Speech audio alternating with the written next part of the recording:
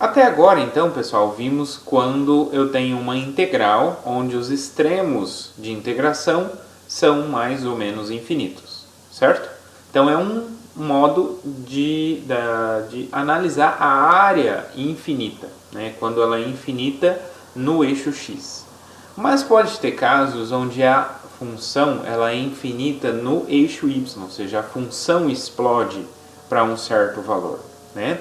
Conforme a gente viu lá na aula 2.2.1, né, a gente viu que se uma função não for limitada, ou seja, se uma função for desse tipo aqui, ó, como nesse desenho aqui, então ela vem aqui próximo de um ponto A, ela explode, ela vai lá para mais infinito. Então, nesse tipo de situação aqui, a função ela não é integrável, tá? Ela é não integrável se ela não for limitada. Tá? Isso que a gente viu lá. Então, se a função ela é integrável, então ela é limitada. Beleza? Então, se ela não é limitada, ela não é integrável. Muito bem. A integral de Riemann, né? Na integral de Riemann. Então, é uma situação de que explode essa área, certo? Explode no sentido de que eu tenho uma área infinita ali, né? E como que a gente mede essa área? Então aqui eu também consigo definir uma integral imprópria, tá? Qual que é o problema aqui? O problema é quando eu chego próximo do valor a. Então como que a gente faz? Vamos acompanhar essa definição aqui. Então seja f uma função não limitada. Então quer dizer que ela explode num certo valor, um valor a, tá? Então, nesse intervalo aqui, ela está definida em todo esse intervalo aberto no A, porque no A ela vai para infinito, né? E fechado no B, tá? Só que para qualquer ponto tzinho que a gente pegue aqui, ó, próximo de A, nesse intervalinho aqui, ela vai ser integrável, ou seja, eu consigo calcular a integral para qualquer intervalo fechado aqui dentro, né? Para qualquer t que eu pego aqui, acima, maior que A e menor que B. Tá? Para qualquer t no intervalo aberto, A, B, a função vai ser integrável nesse intervalo fechado de t até B. Beleza? Então, nessa situação, o problema, né, quando eu falo de integral de A até B, de f de x dx, qual que está o problema? Onde está o problema? O problema está exatamente aqui, ó, no A. Porque no A, a função explode, ela vai para mais infinito. Então, o que eu faço? Eu substituo o problema por t e faço t ir para A. Só que ela vai em que sentido? Note, eu só sei a definição da minha função com valores acima de A.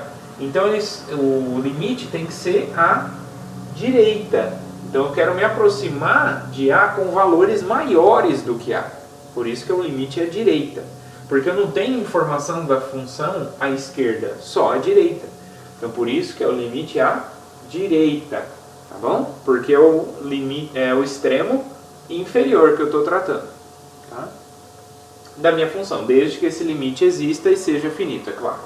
Tá? Da mesma forma, pessoal, eu poderia ter o contrário. Em vez de ter um problema em A, né, se a função fosse para infinito em A fosse em B ela fosse para infinito e A fosse finita, o que ia acontecer? Aí o problema estaria no extremo superior, no B, né, a hora de escrever essa integral.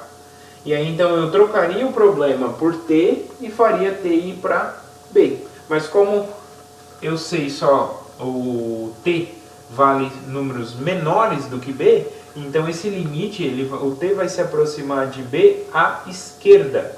Tudo bem? Então é à esquerda. Então sempre que for o limite superior o problema, eu vou me aproximar à esquerda.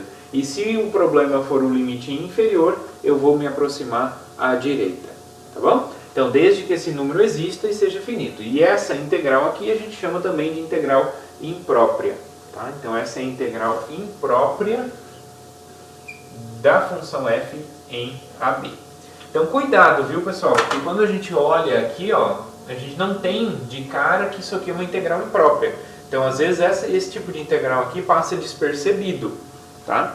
Então, por exemplo, poderia ter um exercício da forma indique quais das integrais abaixo é uma integral imprópria. Então você teria que analisar não só as que têm infinito nos extremos. Se tiver infinito nos extremos já é imprópria, beleza. Mas você teria que analisar se em algum desses extremos a função que está aqui dentro, se ela explode, ou seja, se ela vai para infinito num dos dois extremos. Se ela for para infinito, então quer dizer que é uma integral imprópria, tá bom? Então sempre que eu vou tratar com uma integral imprópria, vai ser limite da integral de Riemann, tá? Lembrando, então, de novo, ressaltando que uma função desse tipo, uma função que vai para infinito, né, que não é limitada nesse intervalo, ela não é integrável nesse intervalo. A integral de Riemann dela não existe, mas a integral imprópria pode ser calculada dessa forma, ok? Então, isso que a gente fala aqui no item I da observação, é exatamente que a gente pode, em vez de ter o limite inferior aqui, o extremo inferior aqui dando problema, poderia ter o extremo superior dando problema, ok? E no item 2 diz o seguinte, que se essa integral, né, tanto essa aqui ou essa aqui, for mais ou menos infinito ou não existir, né, a gente diz também que essa integral ela é divergente, tá? Então, ela é divergente significa que o valor do limite não existe ou é mais infinito ou menos infinito. E ou então, se for finito, se existir e for finito, então aí a gente diz que ela é convergente, tá? Então a integral imprópria é convergente.